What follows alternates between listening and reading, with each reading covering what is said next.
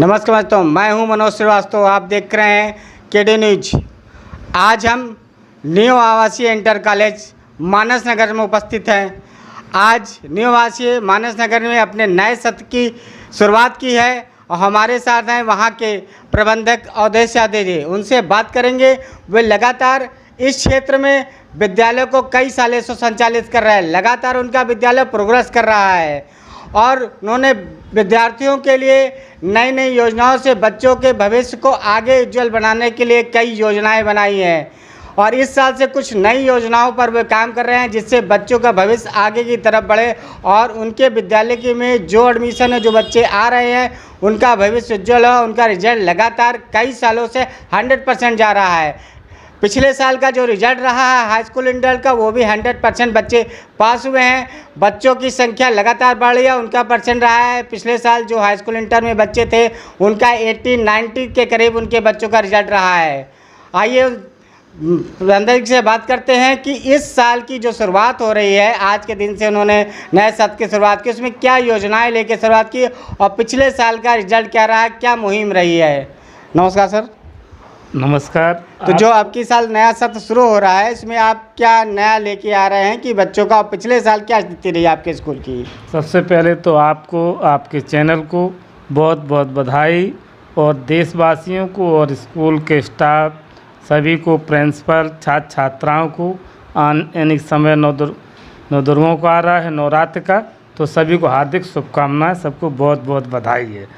यानी कि हमारे यहाँ ये शुरू से हमने ये परंपरा रखी कि जिस दिन सत्र का पहला दिन होता है तो यानी माँ दुर्गा का आह्वान किया जाए। सरस्वती ज्ञान की देवी है, जिसको सबको ज्ञान दे। ये हमेशा से ये परंपरा चली आ रही है। उस दिन पूजा पाठ का ही आयोजन होता है, सभी लोग करते हैं। और शिक्षा के क्षेत्र में भी जैसे हिंदी में कहा गया है, सारी भाषाओं की जननी आपकी संस्कृत है, तो वहीं से निकली।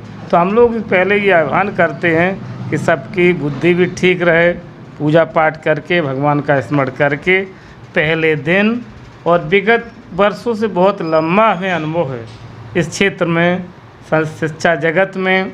पिछला मेरा रिजल्ट बहुत ही अच्छा रहा, 89% तक बच्चे नंबर लाए और कोई बच्चा मेरे यहाँ फेल भी नहीं होता है। जैसे आपके जितने भी अच्छे कॉलेज बड़े हैं वो क्या करते, जैसे 60% हों, 65 हों, तभी वो बच्चों को स्कूल में रखते हैं, 9th और फर्स्ट ईयर में ही निकाल देते। तो हम लोग जैसे देहात में कहा जाता है कि क्रीम में तो क्रीम अच्छे स्कूल वाले निकाल लेते हैं, हम लोग तो छाछ में क्रीम निकालते हैं। जैसे हमारे पास 3rd क्लास का बच्चा आया तो उसको हम फर्स्ट क्लास तक निकाल ले जाते हैं। जो फर्स्ट क्लास का स्टूडेंट रहता है उसको 90 एवं तब ले जाते हैं। अब बात आती है कि बच्चों के, जैसे मैंने विद्यालय में काफ़ी निर्माण कार्य भी कराया। कम जगह पड़ रही थी, छात्र संख्या दुर्गस हर वर्ष बढ़ती जा रही, 200 कभी 150 ऐसी बढ़ती रहती है। नई नई प्रयोगशालाएं भी बनाई जिससे बच्चे प्रयोगात्मक, प्रैक्टिकल इसमें सब में सीख लें। सभी मैंने हर तरीके से, यानी कि हर सुविधाएं, जैसे कंप्यूटर लैब है और भी जो भी तरीके हैं, जैसे भी प्रिंसिपल हमको सुझाव देती है या अन्य कोई शिक्षक भी बताते हैं, सब पे काम करते हैं। शिक्षा जगत में कहीं से किसी तरीके से हम कोई कमी नहीं होने देते। यही हमारी बच्चों को अच्छा रिजल्ट देने का रहता है और टीचर भी अच्छे हैं, अच्छी गुणवत्ता देते हैं, जिससे अच्छा रिजल्ट विद्यालय का जाता है हमेशा ही। आप इस इलाके में कितने सालों से अपने विद्यालय का संचालन कर रहे हैं? आपका विद्यालय बच्चों को पढ़ाने का, इस लाइन में आने का क्या उद्देश्य था? पहले तो 94-5 में जब मैंने BSc की थी, उसके बाद क्योंकि भाई साहब यहाँ से पहले से ही विद्यालय चला रहे थे, 90 से विराटनगर पकरी पुल पहली शाखा थी। मैं भी टावा से इंटर करके आ गया, DAV से BSc की MS करने के बाद फिर हम भी इसी लाइन में आ गए, क्योंकि जब भाई थे तो इसी विद्यालय चलाते। इन्हीं विद्यालय चलाने का अनुभव लगभग हमको 30 वर्ष का अनुभव है। और पहले तो हमें पढ़ाते भी बहुत थे। अभी मैंने चंद समय यानी लगभग 5 बरस हुई होगी पढ़ाना बंद किया। आर्ट्स साइंस में दोनों में पढ़ाते थे। साइंस मैंने रेगुलर डिग्री की थी और प्राइवेट आर्ट की थी, तो हमें दोनों क्षेत्रों का अनुभव था, आर्ट और साइंस का। तो पहले बहुत पढ़ाते, लेकिन अब इतने काम रहते मैनेजमेंट के हैं तो ये सब देखते हुए नहीं समय मिलता, तो इसलिए मैंने पढ़ाना बंद कर दिया। अच्छे टीचर रहते तो वही पर्याप्त है, वो लोग पढ़ाते हैं सब। वही हमारा उद्देश्य रहता है कि अच्छे जब शिक्षक होंगे तो अच्छा ही रिजल्ट देंगे, पढ़ाई भी अच्छी होती है। और विद्यालय में तो बच्चे उसी तरीके से आते हैं। मेन तो आपके जो भी क्षेत्र में ख्याति फैलेगी बच्चों से ही खेलती है। बच्चे जब अच्छे पढ़ लिख के निकलते हैं तो हर जगह इसकी चर्चा होती है। जैसे कहा जाता है जो दिखता है मार्केट वही बिकता है, तो जो अच्छी पढ़ाई होगी तो पेरेंट्स स्वयं भी आते हैं। तो यही हमारा उद्देश्य रहा, शिक्षा का अच्छा रिजल्ट जाए और अच्छे से बच्चे पढ़ें। कई दर्जन गर्ल्स मेरी इसी लखनऊ में ही बैंक मैनेजर है, पढ़ाई हुई लड़कियां, जैसे प्रीति श्रीवास्तव आपकी इसी बैंक में है, कोई बड़ौदा में है, कोई सचिवालय में, जगह जगह बच्चे यहाँ के नौकरी भी अच्छी जॉब कर रहे हैं। वो भी आते हैं तो बड़ा खुश, उस समय बड़ा अच्छा लगता है जब बच्चे कहते हैं सर जी मैं यहीं से पढ़ के गया था, अच्छी जॉब पा गए बहुत से बच्चे। तो अब की जो नया सत्र स्टार्ट हो रहा है, आज से आप शुरू कर रहे हैं, इसमें क्या नए बच्चों के लिए क्या योग है? या आपके यहाँ अगर कोई बच्चा एडमिशन कराना चाहता है हाई स्कूल या प्राइमरी में, तो उनको क्या सुविधाएं देंगे और क्या तरीके से आपकी बार नया एजुकेशन स्टार्ट कर रहे हैं? क्या क्या नई चीज़ें आप में हैं आपके स्कूल में? भाई जो भी संभव हो सके, जो एक कोई सुझाव दे।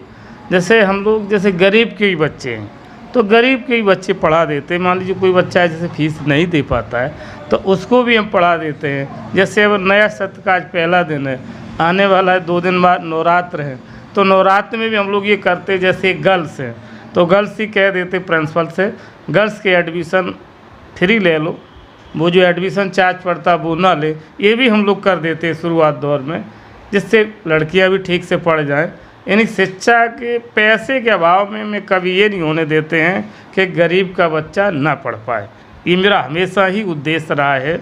और सुधार तो जहाँ से भी कहीं से हमें मिले, मैं तत्काल विद्यालय में हर क्षेत्र में सुधार कराते हैं, वो चाहे पढ़ाई में हो, चाहे वो बच्चों के उसमें हो, प्रैक्टिकल प्रयोगशालाओं में हो। और सिलेबस बच्चों का अक्टूबर नवंबर तक ही मेरे यहाँ समाप्त हो जाता है, जिससे उसके रिवीजन के लिए भी अच्छा समय मिल जाता है। और अनुभवी टीचर्स भी यहाँ मेरे यहाँ अच्छी टीम है, तो उसका भी बहुत योगदान शिक्षकों का भी रहता है। 3 प्रिंसिपल इंचार्ज भी है 3 लोग, उनका भी विद्यालय में अच्छा सहयोग रहता है। तो यही सबसे मजबूत कड़ी है।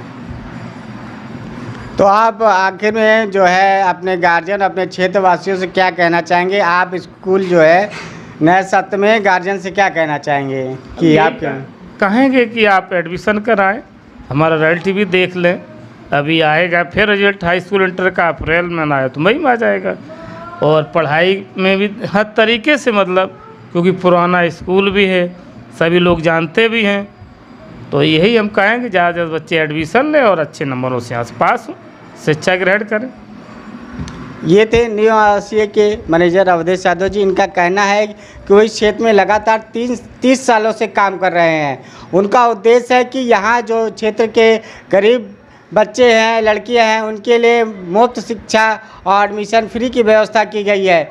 अगर इस क्षेत्र में लगातार 30 सालों से काम करते हुए क्षेत्र का विकास और बच्चों के भविष्य के देखते हुए तमाम सुविधाओं में आपकी साल चेंज किए गए। अगर जो बच्चा इस साल अभी एडमिशन ले रहा है, लड़कियों के लिए सर ने कहा कि अगर कोई गरीब बच्ची है तो उसके लिए एडमिशन फ्री हो जाएगा, और जो भी अगर सहूलतें हो सकती हैं वो सर करेंगे। इसलिए सर का कहना है ज़्यादा से ज़्यादा इस क्षेत्र के लोग एडमिशन लें। और यहाँ पर यह उद्देश्य है कि जो बड़े स्कूल के क्रीमी लेयर के बच्चे, जो पढ़ने वाले बच्चे होते हैं, उनका एडमिशन होता है। सर के यहाँ वो जो गरीब है, कमज़ोर वर्ग के बच्चे हैं, जो उनका एडमिशन लेता हो, उनको जो है हाई एजुकेशन देता हो, अच्छे बच्चे।